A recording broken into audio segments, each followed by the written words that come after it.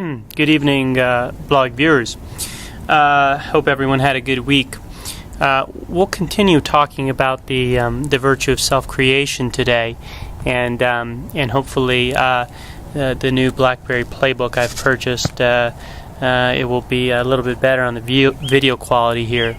Of course, self-creation is something that is always happening in some sense. We are always creating ourselves and creating a certain personality, in sort of a day-to-day sense. Typically, this is happening even unconsciously. We're not really aware of it. And it can also usually happen in some sort of trivial way. We have some new hobby that sort of we engage in for a few months, and then on to the next thing, or some restaurant we like for a few months, or food, or whatever. And these are all, in some ways, acts of self-creation.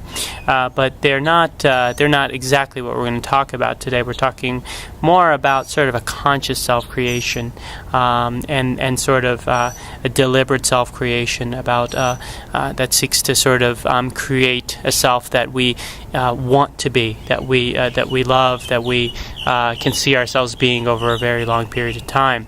Now, of course, I think in that sense, the question of which type of self-creation is better, conscious self-creation or sort of the unconscious self-creation that everyone is sort of a part of, which one is better? It seems to me as though the conscious type is better, because with the unconscious type, where you're not really aware of what you're creating, you typically end up, I would think, being very heavily influenced by your environment and social, the work environment, your friends, and there's a very strong tendency, which has some good aspects to it as well, but there's a very strong tendency to sort of just adapt completely and mimic and imitate those qualities or personality traits you find in your peer group, whether at work or social life or whatever. And you end up, when you do that, it would make a lot of sense that you'll end up doing just as well as they do in all dimensions of life, because you've adapted the same personality, the same characteristics. So it doesn't make sense that you would end up doing much better or different than they would if you're adapting the same values, adapting the same self. So in that sense, that's sort of a negative point for sort of unconscious self-creation. And your uniqueness will also, uniqueness of your personality will likely get dulled out over time as you are continuing to adapt. You are taking on certain personality traits and values and behaviors of other people that may or may not, and likely will not, do justice to your unique personality and your values, your own values that you had over time. And I think this reminds me of a very interesting quotation from Alexander Niehaus, where he says, or he's talking about Nietzsche, I think, and he says, someone that imitates someone else is unlikely to ever be remembered. Why? Because the person that originally was the model that you're imitating, that's the person that's going to be remembered, and everyone else will be sort of cast aside in history as sort of an imitator. And that also makes sense to me. So it seems like sort of more conscious, more deliberate, a more reflective self-creation has many advantages to sort of an unconscious one. Now, self-creation happens, it would seem that it's a very gradual process that happens over many years through your encounters with different things in the world, different events in the world, different values in the world, different people in the world. Now, I think generally the insignificant things don't matter much here. Things like where you eat for a day or two, or where you pump gas in your car. Those things don't really seem to create yourself in any meaningful sense. But the things you really love and find good in the world, stably, and the things you hate and find ugly in the world, it seems like that is kind of how the self is created over many years, that you sort of gravitate toward things you love, or you find good, or you perceive as good, and a collection of things. And then there are other things that you sort of oppositionally move away from, and you detest, you hate, you dislike, whatever the term is, but things that you definitely say, that's not part of who I am. And over time, this constellation of things that you are drawn to and this constellation of things that you dislike seems to form human personality, a human self, over many, many years. That seems to be a sort of a rational, sensible viewpoint of self-creation. Now, if that is right, then what could be one of the pitfalls associated with this kind of project? One would be, and this is probably a really important one, is that although we all may have certain ideas of the self we want to be, certain dreams, certain desires, certain hopes, that they all remain at that level. Whatever sort of thought we have as to the person we're going to be, whatever dreams we have as to the person we want to create, it always resides just on that level. It never, no matter, even if we think about it a lot, even if we spend days thinking about it or years thinking about it, it becomes tangible into any sort of action. It always remains in the level of an idea. And in that sense, that is, I would say, a pitfall where our thinking about self-creation and wishing for it sort of actually substitutes for the actual self-creation, for the actual doing of things and the actual engagement, the actual taking steps to actually create the self. And that's something that we should always be aware of, I think. Now the thinker we're going to return to today, because his thoughts on self-creation are so original and so profound in so many ways, is Nietzsche again. We talked about Nietzsche, I think, on this same series on Thus Spake Zarathustra, which we're going to look at again today.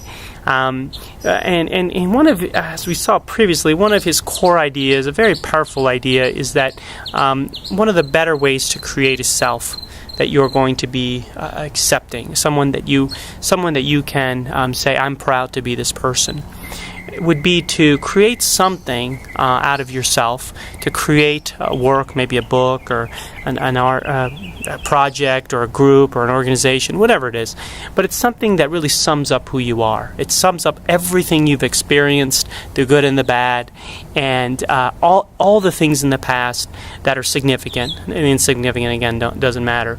But it sums you up in a way that you can then say to yourself, I am very thrilled. I am happy with who I've become. I wanted everything to happen to me in the past, because now the self that I've created, this thing that I've created, is a reflection of who I am, and I wouldn't have wanted things to go any differently, because this is exactly who I want to be. That to me seemed like a very powerful idea, a powerful view of self-creation that we studied, or that we looked at in one of Nietzsche's previous posts on Thus Spake Zarathustra. Today we're going to look at sort of the second half of Thus Spake Zarathustra for some further ideas on self-creation. And pretty quickly, Nietzsche comes through with some very, very equally powerful ideas, I think, on self-creation. And principally, one of the main ones is that the most beautiful, the most stable, the most powerful way to create a self is to anchor the self in things that you love. To anchor yourself in things you find beautiful in the world. To anchor yourself in things you find pleasing in the world.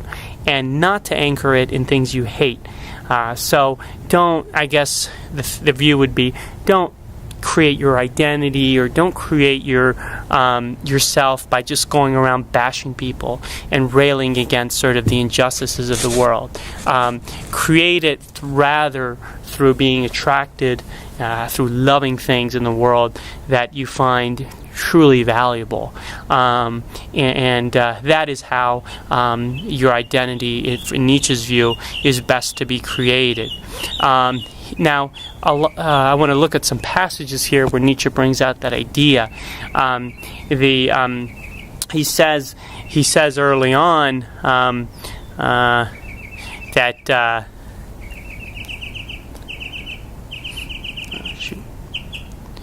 He says early on that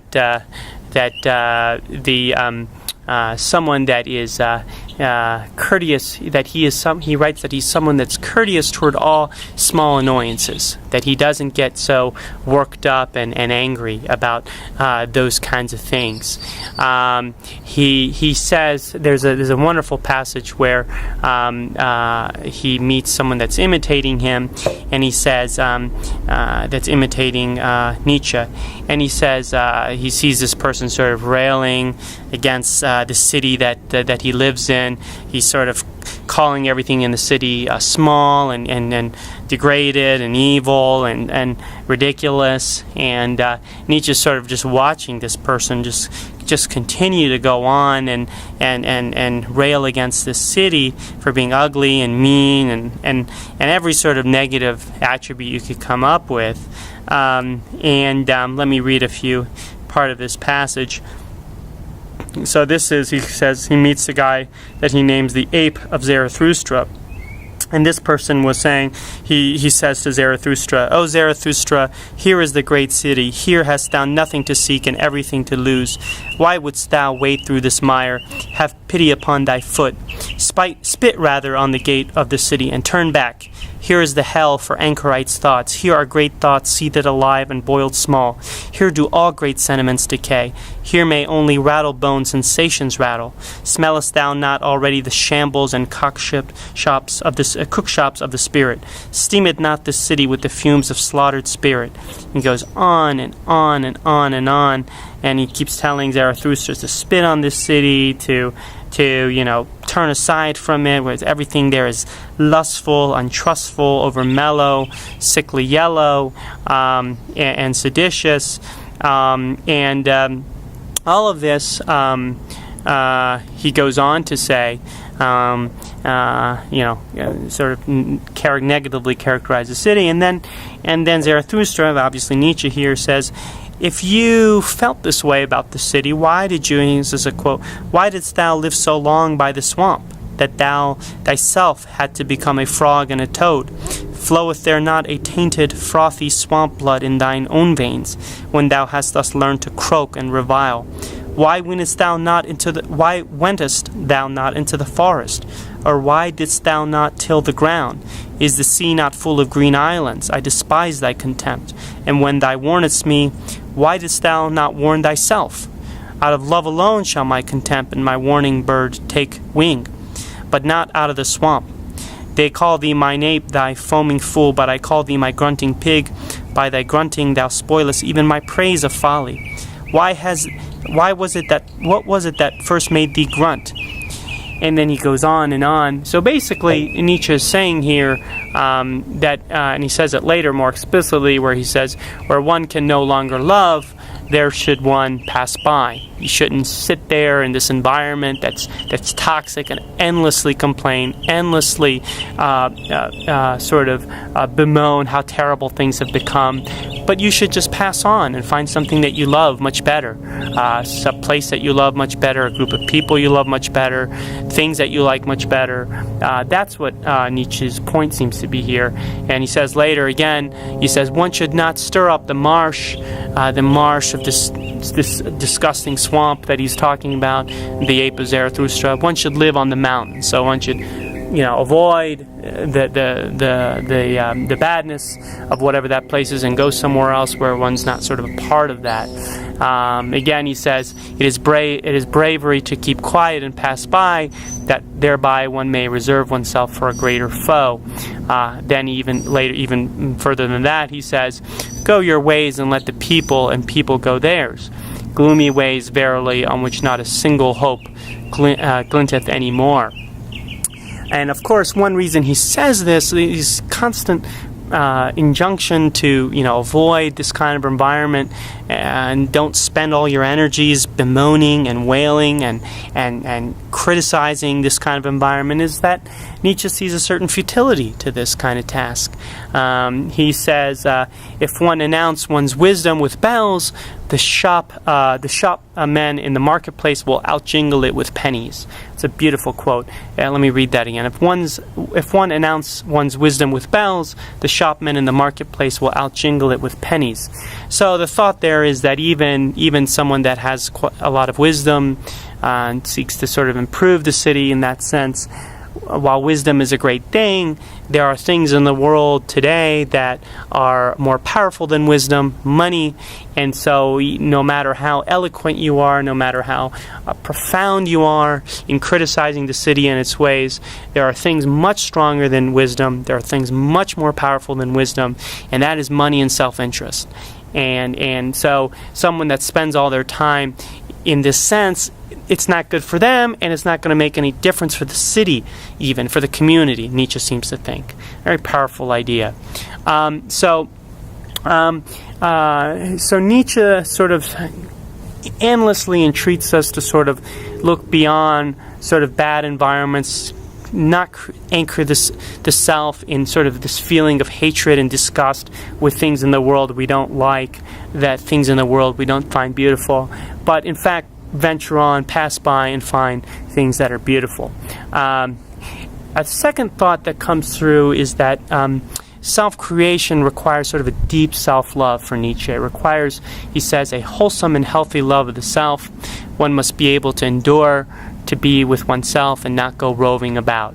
And the ability to actually do this is to be able to say, there are certain things I love in the world, these very specific things. I don't love everything, Nietzsche seems to say is the right view. I don't love everything in the world. I love specific form of things, these specific things, and these are the things I think are good for me. And he says, he, however, who hath discovered himself, who saith, this is my good and evil, this is my, and he capitalizes my, this is my good and evil. Therewith hath he silenced the mole and the dwarf who say, good for all, evil for all. So as we saw previously, Nietzsche thinks that what society deems good and evil should not be automatically accepted as good and evil for each person. It's sort of a gospel truth. We need to figure out what's really good and bad for us individually. Some things may be good for someone, some things may be terrible for someone else. And part of self-creation, self-knowledge, involves figuring out what things in the world are actually good for you and what things are not. That is an individual project.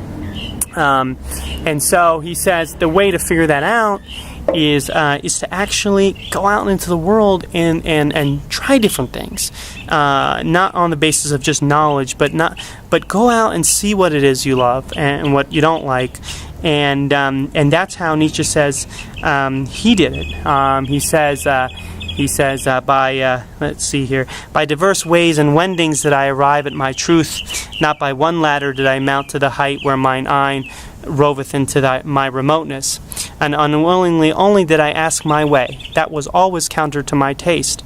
Rather did I question and test the ways themselves. A testing and a questioning hath been all my learning and traveling, and verily one must also learn to answer such questioning. That, however, is my taste. Neither a good taste nor a bad taste, but my taste. And again, my is in capital, of which I have no longer either shame or secrecy. This is now my way. Again, a capitalization on my. Where is yours? Thus did I answer those who asked me the way. For the way, it doth not exist. Thus spake Zarathustra. So again, the world is filled with many good and bad things. You have to individually, Nietzsche seems to suggest, test these things, sample these things, figure out what is really your way, what it is that you find good, and that process takes time, and it takes effort, and it takes necessarily an understanding of the self. He's not, and again, he says very clearly, he's not saying that his way is necessarily better than others, but he's saying at least it's mine, and I've determined that it's good for me. And that is a big part, I think, of any sort of self-creation, both on Nietzsche's view and I think on any view of self-creation, to understand that. So that's sort of a second thought that comes through, and then last thought that comes through out of thus spake Zarathustra on self-creation is that the sorts of going about and finding and trying things that one really likes, it's not going to be necessarily an easy process. It's a process that he says could involve great misfortune, great ugliness, great failure, but Nietzsche doesn't seem to think that those are necessarily so bad. for one to have misfortune or some failure in the process. He seems to think that what's worse is sort of having a very small contentment with small things, being comfortable with your sort of life or your sort of personality and dimension, and not ever looking to go beyond that, not ever looking to expand yourself, not ever looking to find what you really love. He seems to think that's worse than sort of any sort of failure or disappointment that comes along a process whereby you're actually looking to find what you love in the world. And it's hard not to agree with him on this point. Again, trying to stay critical of his ideas, but it's hard not to agree with Nietzsche that what's worse than the occasional failure or disappointment in the quest to find things you love in the world, what's worse than that is not even trying, is not even moving beyond basic contentment with basic things, and when you're capable of so much more, when man's limit, when every human's limit is so much beyond, physically, mentally, morally, aesthetically, is so much beyond what people are actually engaging with right now. And so Nietzsche's ideas, I think, fundamentally on self-creation, I think there's a lot to be said for it. I mean, I think fundamentally basing it on things you love in the world seems better than basing it on things you hate, because hatred involves anger. It's a destructive emotion. It tends to cloud one's judgment. What we hate today may end up just sort of going away on its own, and then we're left with no stable identity. And of course, love seems to, as we all know, anyone that's been in love seems to know that love is a much more powerful emotion than hate.